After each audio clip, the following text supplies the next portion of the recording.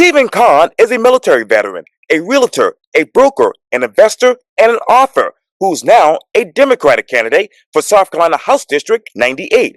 He tells me why exclusively for this edition of Quintin's Close-Ups. And if you haven't already, subscribe to my YouTube channel and like Quintin's Close-Ups on Facebook. Stephen Kohn, welcome back to Quintin's Close-Ups. Yes, sir. Thank you for having me. Oh, I appreciate it greatly. Needless to say, you are a realtor, a broker, a developer, coach, investor, father, husband, and author. Now, you want to become a politician, particularly to represent South Carolina House District 98. So, tell me, what got you from having all of these careers, Stephen, to now wanting to be a politician? Yeah, man. Thanks again for the opportunity. I just feel like I've been called to a higher level, to a higher assignment, and I'm answering the call just like I did when I answered the call to serve my country back in 2006. So to be honest, man, I'm just running for this South Carolina House District 98, really because I just believe our community deserves more than just promises. And, I believe that they deserve results. I see too many families, like just right here in our district, really being kind of priced out of housing. Of course, as a realtor, housing is very near and dear to my heart. But, the infrastructure, people stuck in traffic. I've been stuck in traffic on Dorchester Road since 2009, since I came into the Charleston area, Low Country. And man, I mean, it's just so many different things. But people are being left behind by policies that don't necessarily reflect our daily realities at the end of the day, from a national level, state level, and a local level. So what I want to do is really, affect change with that, not just with talk, but with action, rooted with experience. One of my thing is leadership, experience, advocacy, and purpose. And I want to lead with that. Because I believe those are the things that will make a huge difference in our district. As a father, like you mentioned, father, veteran, business owner, doctoral candidate in leadership at Charleston Southern. I understand what's at stake right now, especially with all that's going on in the world and the economy, at the grocery store, at the registers. And right now, we just have to have people that are able to reach across the aisle, bring people together and get things done. So this campaign it's really not about partisanship, in my opinion, at all. I just really want to build a stronger District 98 for everybody. Let me ask you this. And so, for those who don't know, what areas does House District 98 covers? Yeah, so great question. So House District 98 covers pretty much Dorchester Road. So Whitehall Plantation, it kind of starts at, if you're going up Dorchester, so it starts at Whitehall. It does skip Cedar Grove and Kings Grant, so it does not cover that. But if you're looking on the left-hand side of a map, it goes up to Asheboro and Asheboro East. That whole Asheboro area up by Bacon's Bridge, you got Brandy Mill, Iron Gate. You come back down on the right hand side. I'm kind of looking from a map, but coming back down, you got the whole Oak Brook area. So all of Westcott, all of over where Walmart is, where Latson and Dorchester Road intersects, all of that area there.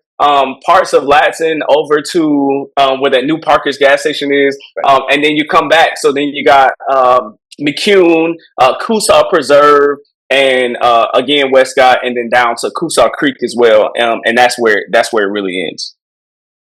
You obviously talk about those promises that were obviously given to the constituents of those districts. What exactly are those promises that you hope to get results from?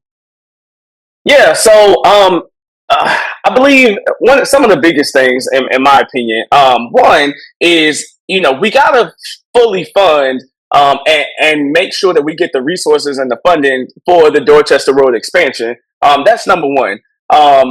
I think that infrastructure, we got to think about smart growth. Infrastructure is one of the biggest issues that we have. And at the state house, and a lot of things, people think that, it's a lot of local stuff. And technically, that's a South Carolina DOT type issue, which means that's state funding. That's where we come in at.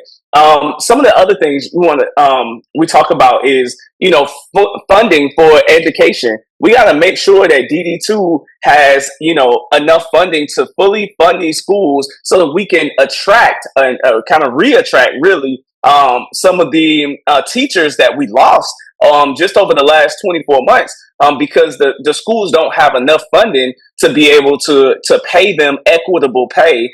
And so that's one thing.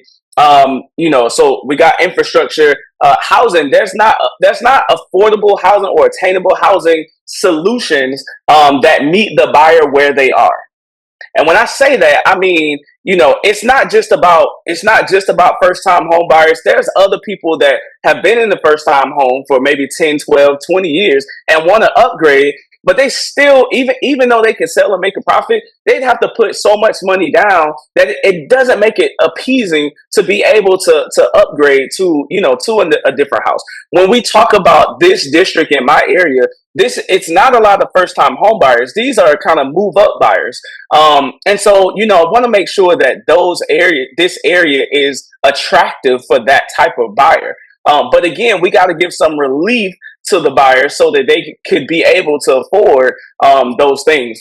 Outside of that, man, I'm a veteran, so I love to ensure that veterans get extended and expansive care, and really kind of hone in on mental health services as well. That's one of my initiatives that I really want to make sure I take care of is providing accessibility to mental health from a local school level, but then also through the veteran services as well, and make sure that's available not just at the local level but the state level, and make sure that we have complete partnership with our federal representatives as well.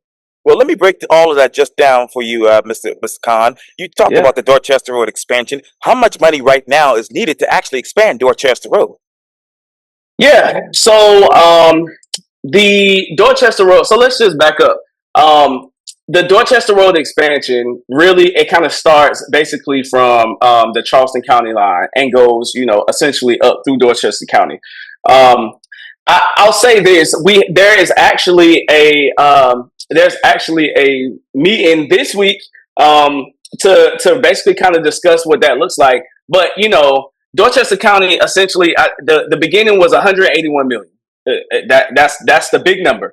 And of course things change, right? But as we know in development, from a development standpoint, the longer that we wait to get these things done, the more it's going to cost. So we could start out with an estimated budget of 181 and we could end up at 200 easily just because we waited and did not have the matching federal, state, county, and federal grants that were supposed to, participate in this and in the design, environmental review, the construction, the actual construction, the landscape, all the things. We want to make sure that we have that.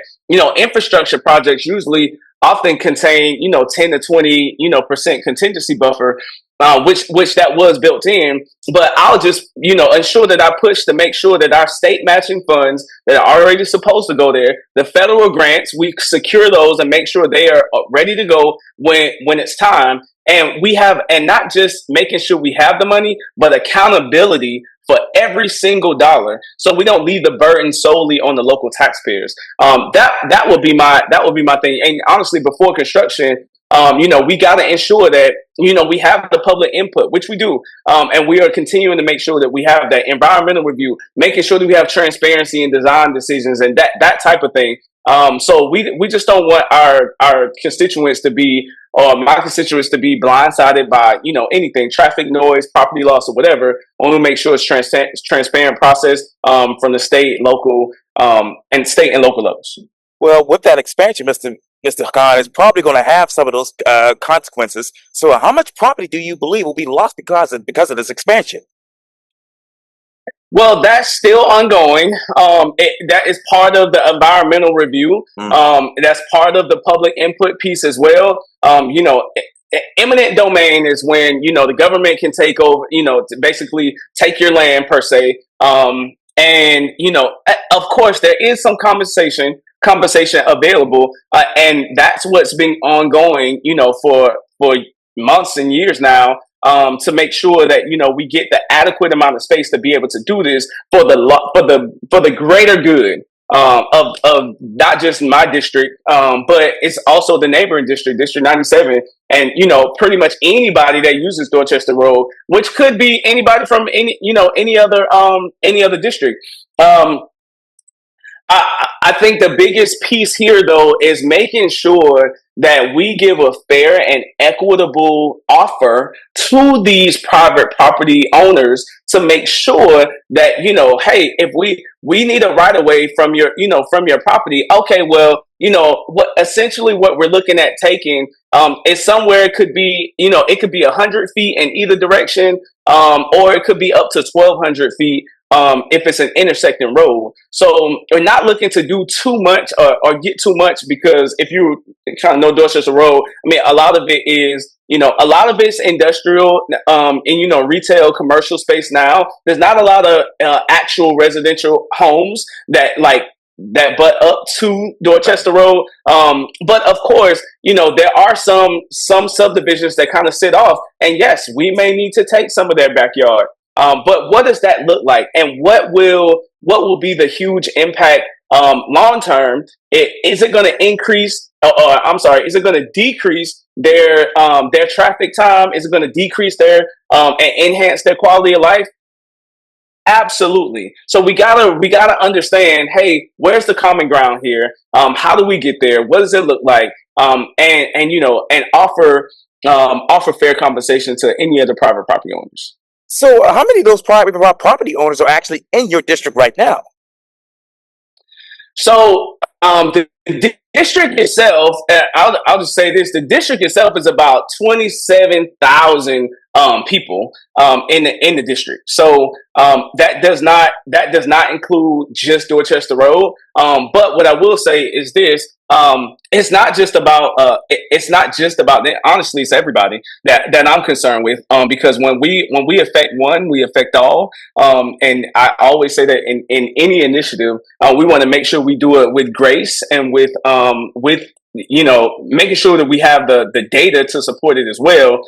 Because if we can enhance our traffic, we can also attract better jobs and better companies to come to Charleston, so that we can make sure that we have good paying jobs for our local citizens. These good paying jobs help fund, and help get people into homes. We get people in the homes, that helps fund the property taxes. The property taxes help fund the schools. The schools become better. Our kids become better. Our kids become better. Our future becomes better.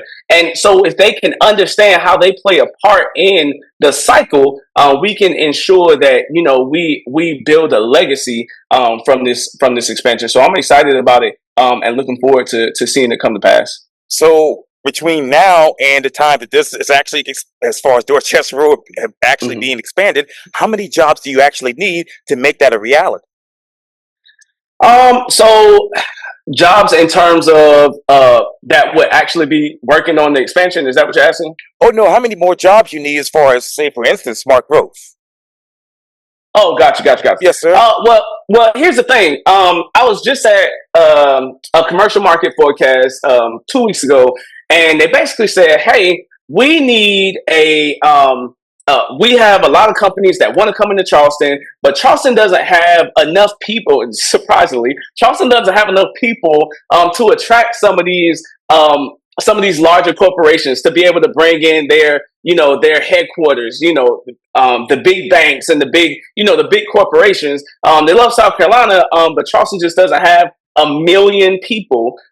Basically, is what is their kind of their threshold. So what does that look like? And there's a study back in, I believe it was 2022 ish. But basically, we need to generate about 45,000 more jobs annually across the sectors from 2021. Yes, 2021. So 2021 to 2027. So about 45,000 jobs annually, right? So what does that mean? Well, I feel like if we can get that infrastructure investment that we need, the $181 for just Dorchester Road, but there's so much more to come out, we could get, about 155,000 ish new jobs over the next decade, through, in South Carolina, through the maintenance, through the expansion, through the operations, and through the associated growth that that we're discussing today. So let's just think about it.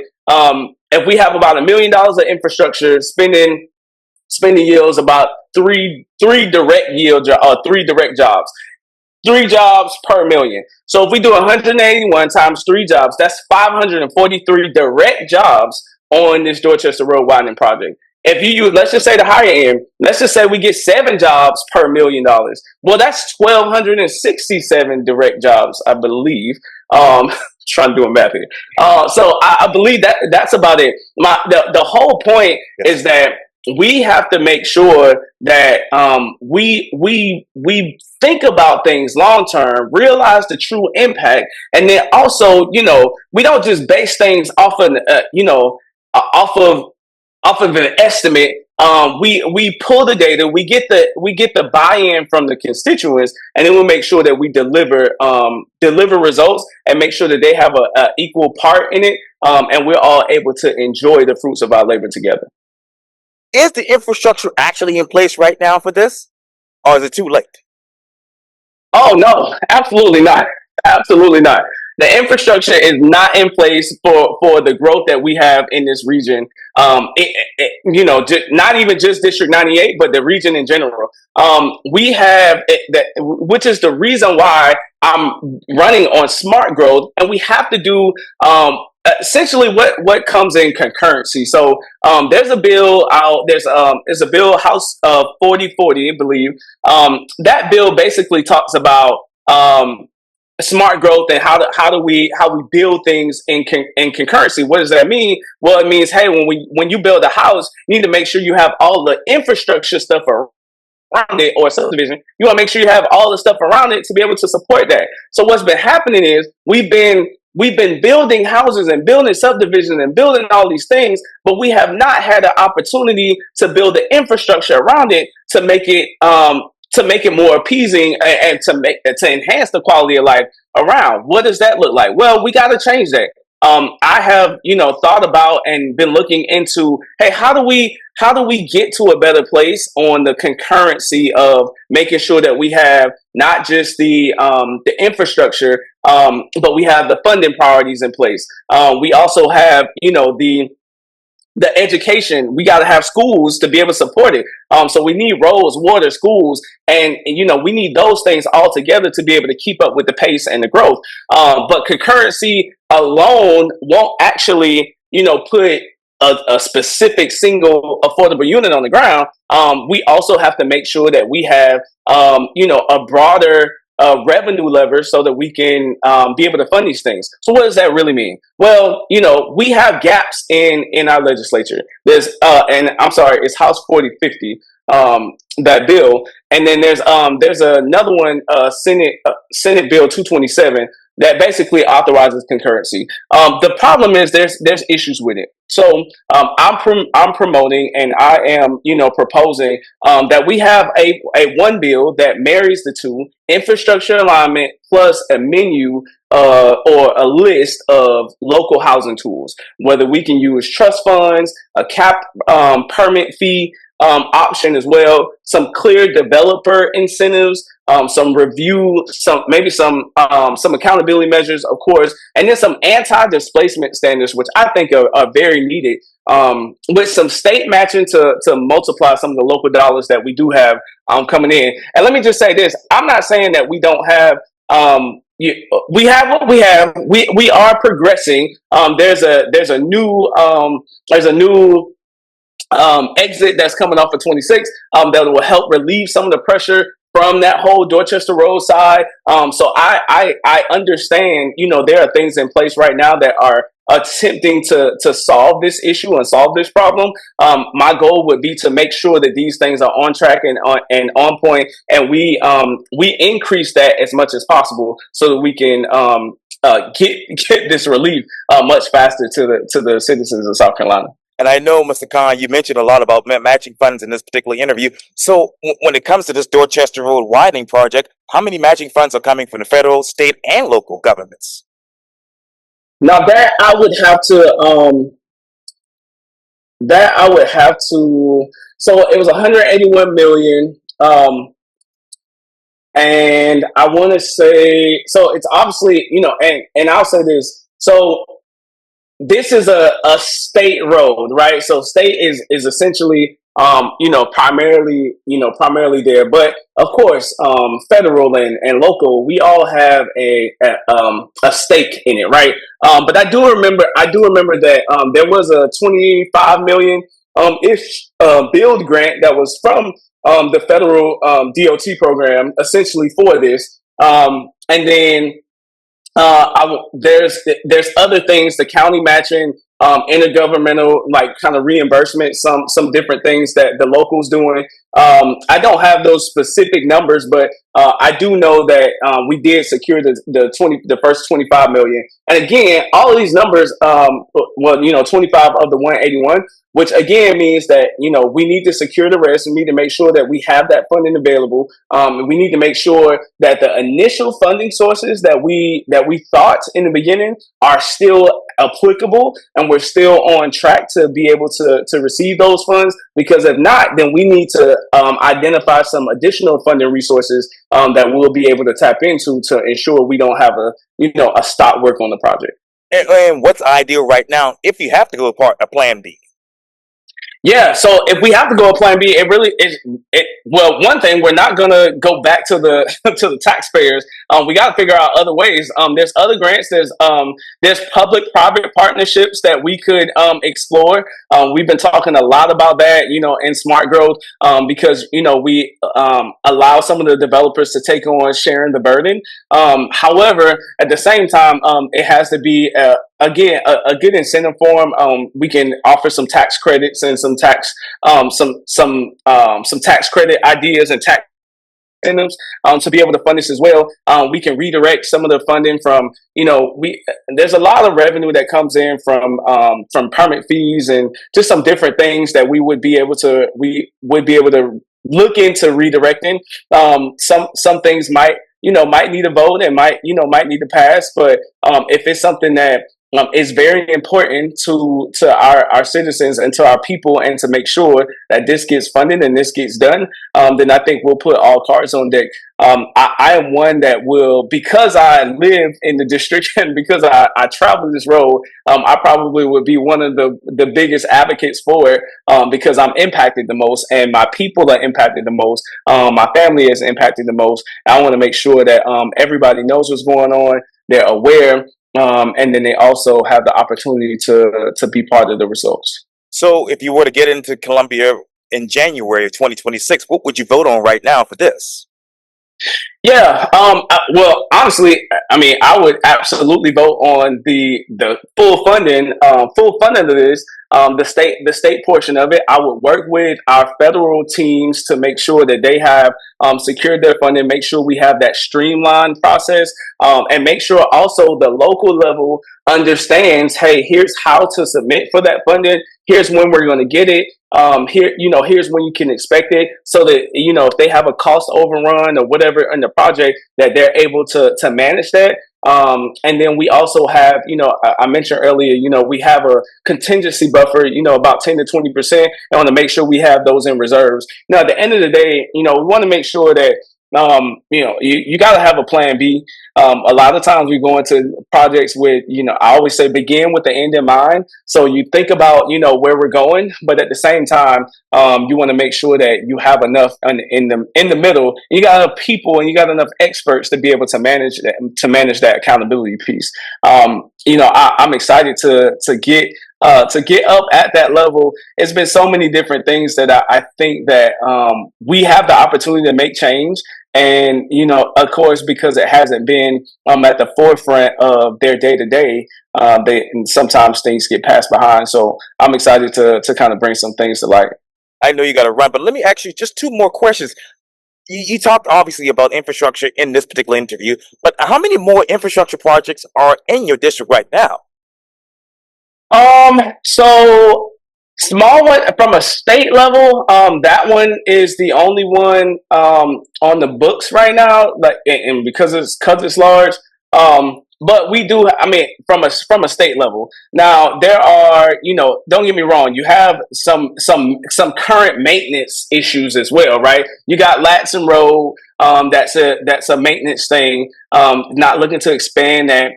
We do have some water and wastewater kind of grant stuff to improve. I think the pump station for in Dorchester County. That's something. Maple Street's really kind of like right outside, but that's another thing as well.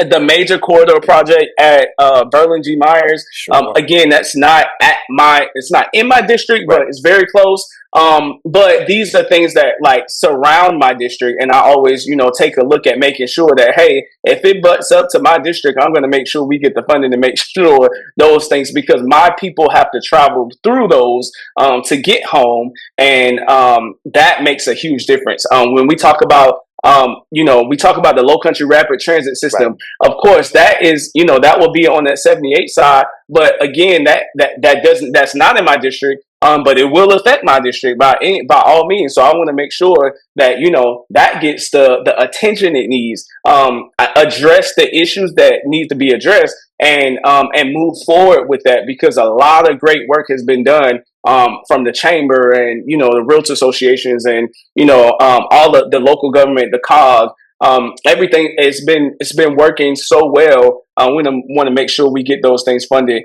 and whatever I can do at the state level. And I'm also willing to listen. That's the other thing too. We got a lot of legislators that they get up there and they do what they want to do, and not really listening to the people. I want to make sure that I come back, ask what's needed, and make sure that I advocate for exactly the things that are needed in the area.